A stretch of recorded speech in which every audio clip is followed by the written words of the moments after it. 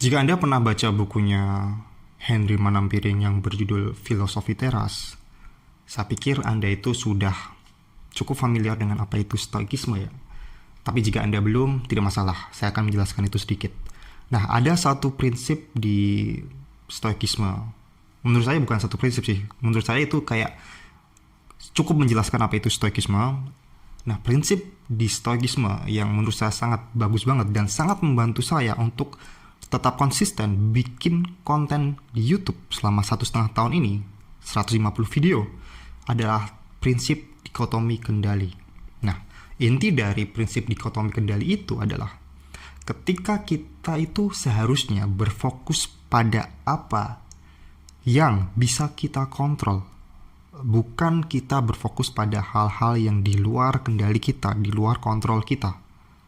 Nah, sebenarnya konsep ini di semua agama juga ada ya. Terutama kalau misalnya di agama Muslim, kita tuh harus pasrah dengan takdir kita, karena takdir itu ada hal di luar kontrol kita.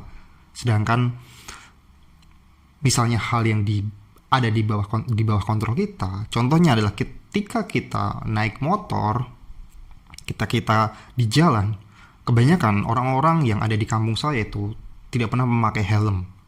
Mereka berpasrah bahwa ya udah, kalau meninggal ya udah meninggal aja gitu ya. Tapi sebenarnya kalau misalnya kita menerapkan apa itu dikotomi kontrol, apa yang bisa kita kontrol, katakanlah kalau kita naik motor, ya minimal kita pakai helm. Itu adalah di kendali kita. Ya memang di luar kendali kita bisa aja kecelakaan. Tapi itu di luar apa yang bisa kita kontrol. Sedangkan apa yang kita bisa kontrol adalah kita pakai helm, kita pakai jaket, kita pakai jeans yang panjang agar kalau misalnya lecet-lecet juga tidak begitu parah. Nah, kalau kita hubungkan ini dengan YouTube, dengan konten kreator, ini bisa bermanfaat ketika Anda berpikir seperti ini. Salah satu hal yang paling bermanfaat adalah kita tidak lagi menyalahkan algoritma YouTube yang suka berubah-ubah. Banyak banget orang-orang yang selalu curhat di komunitas YouTuber atau dimanapun di kolom komentar orang-orang yang mengatakan bahwa sekarang YouTube itu susah banget untuk video panjang bisa blow up, untuk bisa bagus. Sekarang YouTube itu udah nggak ada yang nonton. Sekarang udah pindah ke TikTok semua karena orang-orang udah pilih nonton video pendek. Kebanyakan orang-orang itu yang selalu sambat seperti itu selalu menyalahkan algoritma dibandingkan alih-alih mereka memperbaiki apa konten yang apa konten yang udah mereka buat. Nah, saya sendiri cukup konsisten untuk tidak pernah menyalahkan algoritma atau tidak pernah menyalahkan apa yang misalnya katakanlah sekarang itu udah trennya TikTok, trennya video pendek. Saya tetap kekeh dengan membuat video panjang di YouTube. Dan bahkan dulu saya juga sempat ngobrol dengan teman saya. Ketika saya ngobrol, saya bilang saya sedang bikin channel YouTube nih, bahas tentang ini gitu, video panjang gitu. Dan respon teman saya di situ mengatakan bahwa ngapain kamu bikin channel YouTube? Sekarang udah eranya TikTok, semua orang udah pindah ke TikTok, nggak ada lagi yang nonton di YouTube gitu. Nah, kalau waktu itu saya mengiyakan apa yang dikatakan oleh teman saya, mungkin saya nggak konsisten, nggak akan selama ini untuk bertahan di YouTube ya. Karena saya yakin apapun yang terjadi pada diri saya, ya saya itu mengupayakan karena semua hal itu terjadi karena saya. Apapun yang terjadi pada channel YouTube saya itu adalah kendali saya. Bukan karena algoritma, bukan karena tentang tren atau gimana itu. Nah, sering banget saya mendengarkan ucapan-ucapan seperti itu. Kayak misal gini deh, kemarin itu saya juga cukup aktif di Thread gitu ya, salah satu media sosial yang akhir-akhir ini cukup mengangkat itu. Jadi Thread itu adalah punyanya Instagram, punyanya Meta. Dia istilahnya tuh algoritma media sosialnya tuh cukup menarik karena ketika kita katakanlah gini, ketika saya membahas YouTube, saya tuh akan sering melihat orang-orang atau sering bertemu dengan orang-orang yang membahas YouTube juga. Nah, karena saya sering membahas tentang YouTube, saya tuh sering banget melihat postingan orang-orang yang mengatakan sambat-sambat tentang algoritma YouTube sekarang udah nggak seru, algoritma YouTube sekarang udah nggak enak. Dan apakah sekarang masih worth it untuk bikin konten di YouTube? Intinya adalah mereka itu terlalu takut dengan kemungkinan-kemungkinan yang terjadi ketika YouTube itu nanti gimana, YouTube itu nanti algoritmanya gimana, apakah ada yang nonton atau enggak, apakah sekarang masih worth it atau enggak. Nah, menurut saya itu adalah sebuah hal yang sangat jauh dari dikotomi kendali. Karena mereka cuma berfokus pada output, bukan berfokus pada apa yang sebenarnya harusnya mereka buat gitu. Nah, kalau Anda seorang YouTuber, seharusnya Anda juga berprinsip seperti itu. Dibandingkan Anda itu terlalu fokus pada jumlah views, likes, dan subscriber yang nanti masih Anda itu belum tahu hasilnya, Anda sangat jauh lebih baik kalau Anda itu fokus pada apa yang bisa Anda kerjain, fokus pada apa yang bisa Anda lakukan.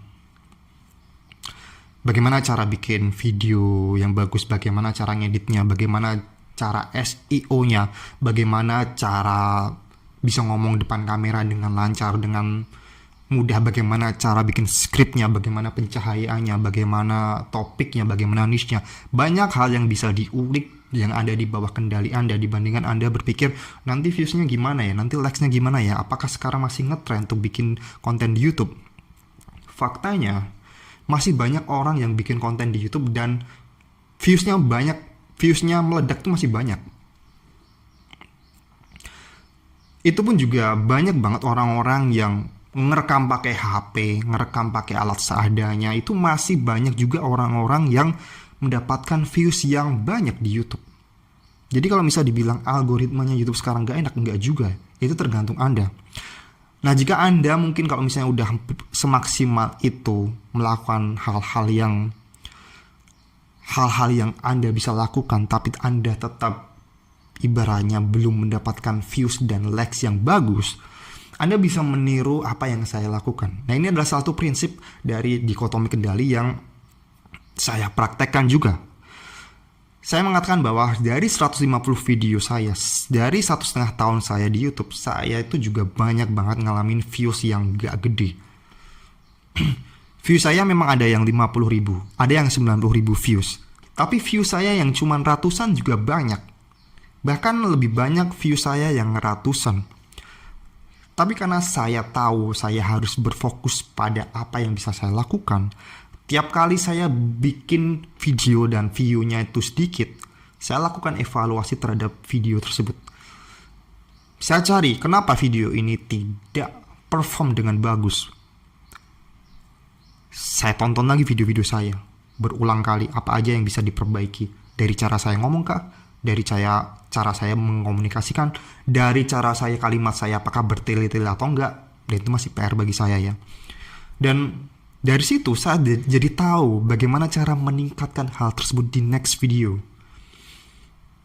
Nanti kalau misalnya view-nya sedikit lagi, likes-nya sedikit lagi, saya evaluasi lagi. Terus menerus seperti itu. Karena itu satu-satunya yang bisa saya kendalikan. Itu yang satu-satunya yang bisa saya lakukan. Daripada saya harus menyalah-nyalahkan algoritma dan lain-lain seperti itu. Bagi saya dengan memiliki mindset seperti itu, cukup bisa bikin saya nyaman, cukup bisa bikin saya lebih ayem gitu loh. Karena saya sendiri tahu apa yang saya lakukan. Daripada saya berpikir, wah algoritma YouTube, wah nanti gimana, itu di luar kendali kita. Justru malah ketika mikirin hal-hal kayak gitu tuh akan stres. Karena apa yang bisa kita kendalikan itu jauh lebih mudah sebenarnya daripada Anda selalu mikir yang nggak bisa Anda kendalikan. Make sense kan? Masuk akal kan? Dan terakhir, jika Anda masih survive di YouTube, masih pengen berjuang di YouTube, mungkin Anda bisa mengadopsi mindset ini, filosofi ini. Bagaimana apa yang bisa Anda kendalikan, apa yang tidak Anda kendalikan. Anda bikin listnya, apa aja yang bisa Anda kendalikan, apa aja yang enggak. Oke? Mungkin video kali ini cukup sekian. Bagi Anda yang mungkin masih kebingungan menentukan niche topik target market video Anda bisa download ebook YouTube Niche Navigator. Ebook ini saya tulis berdasarkan pengalaman saya sendiri ketika saya mencari niche YouTube saya, dimana saya bisa menemukan niche yang masih low kompetisi tapi profitable. Oke? Cukup sekian video kali ini. Sampai jumpa di video berikutnya.